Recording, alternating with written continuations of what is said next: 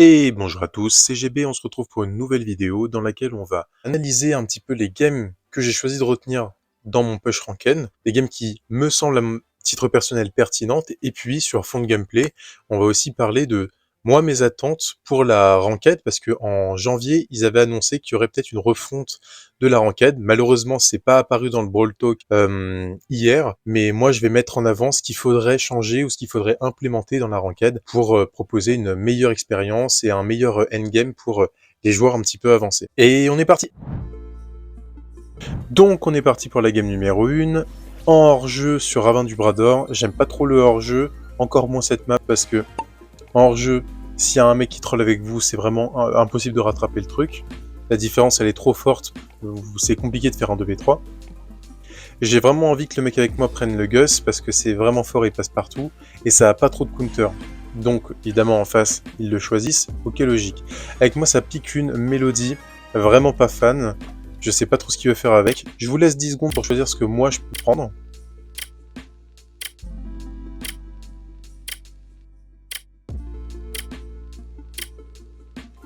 Et je décide de prendre Piper, c'est un pick un peu classico, assez safe. J'ai envie d'avoir à peu près à distance le Gus. Et puis je pourrais toujours repousser si jamais on me sort un tank. La Lola, je sais pas d'où ça sort, surtout P10. Donc là, à partir... c'est un petit peu un choke pick, la Lola. On voit pas trop ce qu'elle va faire. Elle veut répondre à la mélodie, donc je comprends. Et avec moi, ça prend un lanceur pour counter tout ce qu'il y a en face. C'est un bon pick. Là, je vais essayer de temporiser pour que ma mélodie, elle arrive à charger son ult. Et je tape un petit peu au début dans le bush, parce qu'on veut pas se faire surprendre par un Pearl, même s'il y a peu de chance. Le truc qui me fait le plus peur ici, c'est vraiment le Gus, qui peut faire trop de différence. Et le Pearl avec son gadget qui peut me one-shot, qui peut one-shot le Wally, et qui peut en plus empêcher la mélodie d'avancer. La mélodie, je trouve que c'est un assez mauvais pick. En tout cas, je la joue pas assez pour me prononcer là-dessus, mais je vois pas trop comment ça peut servir. Là, je négocie le kill, la Lola qui push beaucoup trop. C'est intéressant, vraiment, quand il y a quelqu'un en face qui troll et que vous savez que le joueur est mauvais. Là, ça se voit que la Lola est mauvaise. Bah, appuyez dessus. C'est-à-dire, faut jouer avec les armes qu'on a. Si en face, il y a un élément faible, faut appuyer sur l'élément faible. La mélodie, elle débloque son ult, donc ça c'est cool pour la prochaine manche. Et puis, je viens finir le taf. Bon, globalement, la game va plutôt bien se passer. Moi, là, j'aimerais bien revenir sur comment on pourrait faire pour améliorer la ranked, et du moins ce que j'attends de la prochaine mise à jour. Moi, ce que je veux déjà, en numéro 1, c'est qu'on redonne un petit peu de prestige au grade de master. Parce que c'est tout le monde a le master en ce moment. Si vous l'avez pas dans la première semaine, vous l'aurez dans la dernière. C'est pas... si vous êtes bon, si vous jouez très régulièrement au jeu et que vous avez un peu de P11, c'est vraiment la portée de tout le monde. Et je trouve pas ça normal. Peut-être qu'il y a des gens qui vont se plaindre, comme quoi c'est déjà assez dur maintenant et qu'ils galèrent, mais si vous galérez, c'est pas normal. En fait, il faut bien comprendre que Master, c'est... J'ai pas joué à ce jeu, mais Rocket League, tout le monde n'est pas supersonique, je crois que c'est ça le dernier grade. Il y a une raison, c'est pour faire une différenciation entre les joueurs. Parce que si vous laissez des joueurs médiocres et nuls avoir le même grade que les bons joueurs, ceux qui tryhardent, c'est frustrant en fait. Et nous, ça fait quoi? Ça fait qu'on a des games qui sont pas représentatifs d'un mon niveau. C'est-à-dire que je gagne ou que je perde en ce moment, je suis frustré parce que quand je gagne, les games, on a gagné parce qu'en face il y avait un AFK ou il y a quelqu'un qui a choke. En fait, les games n'ont pas de... elles ont rien, quoi. Elles sont pas belles à jouer, elles sont pas plaisantes à gagner ou à perdre. C'est ça que j'ai bien aimé, c'est que dans les premiers jours, dans le premier jour là, au reset de la saison, en mythique et en légendaire, au début on avait des bonnes games. Le niveau était vraiment intéressant et ça peut servir à progresser. Donc moi vraiment ce que j'attends pour la prochaine mise à jour, c'est que à la limite ils rajoutent un rang après le légendaire, entre le légendaire et le master, ou un truc après le master. Du style, il y aurait un master 1 à 9000, ensuite un master 2 à 9005, et un master 3 à 10 000, et ensuite à 10 005, admettons, on passe je vais inventer avec le truc de la route de la gloire, là, mais on va dire, après on met Alien, par exemple. Donc Alien, ce serait à 10 500, et ensuite tous les 500, on passerait Alien 2, Alien 3, et à la fin du Alien 3, on a fini. Mais ça donnerait un peu des perspectives, et ça séparerait un peu les trucs. Au moins, on aurait une division en plus, et et ce serait intéressant. Ensuite, moi je pense qu'il faut changer quelque chose, c'est que là le système actuel il est trop punitif, c'est méga frustrant. En fait, là on va passer à la game 2, vous savez, ça s'est bien terminé, mais le système est trop punitif dans le sens où actuellement en master on gagne aller plus 50 si on a de la chance et on prend moins 150, moins 200. J'ai même pris une game à moins 370 il y a une saison ou deux. Donc comment vous voulez monter avec ça? C'est-à-dire que quand vous êtes un bon ou très bon joueur, déjà si vous finissez votre game à, enfin votre PL à 11 000, 12 000 points, vous êtes un excellent joueur, vraiment. C'est-à-dire que vous avez full win et vous avez aussi de la chance en parallèle. Là, je fais une petite aparté. Sur la draft, ça prend Piper Kenji. Avec moi, ça prend Otis. C'est un très bon pick pour counter le Kenji in lane potentiel. Je vous laisse 10 secondes pour choisir ce que je pourrais pick pour répondre à ce qu'il y a en face. J'ai choisi de prendre Nita. En fait, il faut bien comprendre que le Kenji, il va être super pénible. On a oublié de le ban. Et c'est un brawler super fort. Enfin, du moins, le mec avec nous l'a pas pris en first pick. Donc c'est un super brawler et j'ai peur qu'il fasse trop de différence. Les seuls counters de Kenji, les vrais counters, c'est il y a Nita, il y a Frank. Parce que l'ours, il est dur à tomber avec Kenji. Et Frank, ça a trop de DPS et ça a pas mal de vie. Ce genre de truc, ça peut counter un Kenji. Donc je prends Nita pour essayer de faire quelque chose, être un peu polyvalent. Je pars à gauche et je sais que je vais tomber contre le Kenji. Ici, on s'en fout de mourir au début. Je veux un petit peu juste charger mon ours et faire en sorte que le Kenji, il aille pas fumer mon arcade sur le côté ou alors la Otis. Donc là, vous voyez, je suis mort. Là, peut-être, petite erreur, je fais pop mon ours, mais à la limite, ça maintient un peu le Kenji low. Donc, pourquoi pas. Je vais y retourner en boucle. J'en ai rien à faire de mourir ou non. Si ça peut occuper le Kenji, s'il peut claquer ses yeux sur moi, en fait, tant qu'il régène et qu'il fait rien à gauche, un Kenji qui fait rien sur mon mid, j'estime que je fais mon taf. Même si j'enchaîne les morts encore et encore, au moins au bout d'un moment j'aurai mon hypercharge et je serai productif. Le Kenji, vous voyez, il me fume la gueule, mais s'il me fume moi, il fume pas les autres.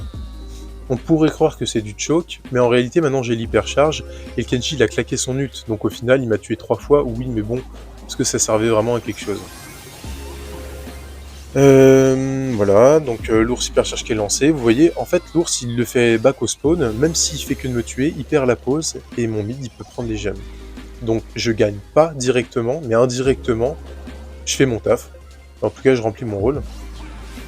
Je rate tous mes gadgets sur la tempo du Kenji qui esquive tout avec son ulti. Et là, une fois que je l'ai tué une seule fois, bah, on a la pause, le arcade elle est 7 gemmes. Heureusement qu'à droite ça a un peu gagné sur le side Otis, sinon ça aurait été peut-être compliqué. Et puis là, je vais spammer les ults.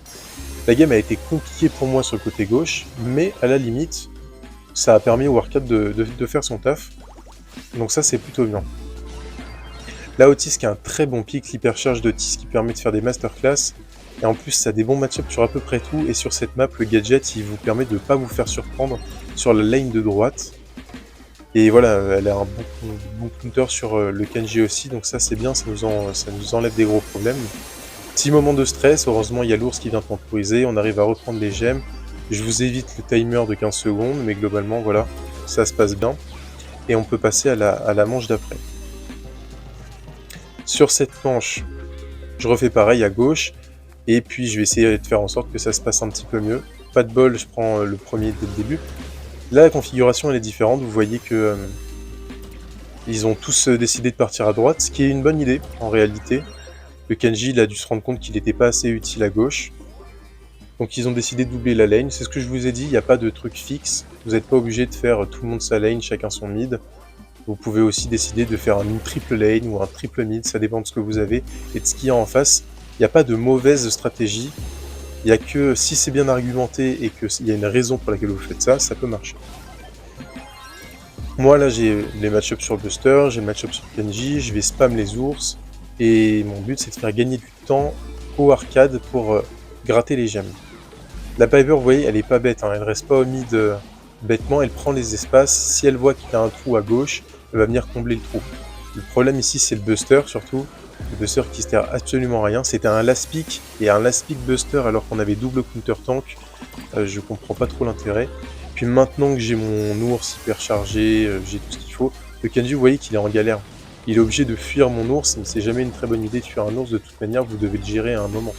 J'ai pris le Star Power qui heal l'ours, donc c'est insupportable pour eux, ils auront jamais les DPS pour faire tomber tout ça. Vous voyez que ça s'est bien passé, on a réussi à s'adapter, donc ça c'est cool. Là où je voulais en venir aussi sur l'APL, c'est que il faut créer un système de points où les bons joueurs ils peuvent avoir un objectif long terme. C'est-à-dire je trouve ça tellement fatigant de prendre un plus 10, plus 50 et de prendre un moins 150, moins 200. C'est-à-dire que vous pouvez gagner 5, 6 games, des fois 10 games d'affilée, et pour au final qu'en une seule game ce soit repassé à 0. Je trouve ça peut-être trop punitif. Faudrait quelque chose, peut-être pas non plus aussi simple que l'ancien système où il y a des gens qui arrivaient à farmer les 30 000. Bon, vous voyez que là on arrive assez tôt à se classer assez bien. Je suis top 5 France et vous avez se classer assez bien. Je suis top 5 France et vous avez vu que je suis top 20 monde. Donc, qu'est-ce que ça veut dire? Ça veut dire que au niveau des Français, il y a quand même des gros joueurs de PL. Donc c'est assez intéressant. Ça prouve que en France, en tout cas, il y a un niveau vraiment bon de ce qui est de la PL surtout. Mais ce que je veux dire, c'est que je trouve ça pas normal que là actuellement on soit en galère pour aller chercher les 10 000 points. En tout cas, le top monde est en galère pour aller chercher les 10 000 points. Et qu'il y a des gros noobs là maintenant qui sont à 9 000, qui sont master. Et ceux-là, ils tombent dans les mêmes games que nous. Moi, je me rappelle de l'ancienne PL, là les premières saisons, il y a peut-être 2 ou 3 ans. Et en fait, qu'est-ce qui se passait? C'est que quand vous étiez master, déjà vous pouviez repartir en légendaire si vous jouez comme de la merde. Donc ça c'est bien, parce que ça faisait que les gars ils arrêtaient de troll en master. Donc le master était dur à obtenir, et du coup vous étiez dans des games avec quasiment que des joueurs e-sport ou des joueurs pro. Donc c'était super bien pour progresser. Et si vous étiez pas en master, ça voulait dire que vous aviez pas le niveau. Et ça je trouve ça bien, ça récompense, c'est que c'est dur à atteindre, tout le monde ne l'atteint pas. Et quand vous êtes en master, vous êtes en MM avec des gens qui sont en master.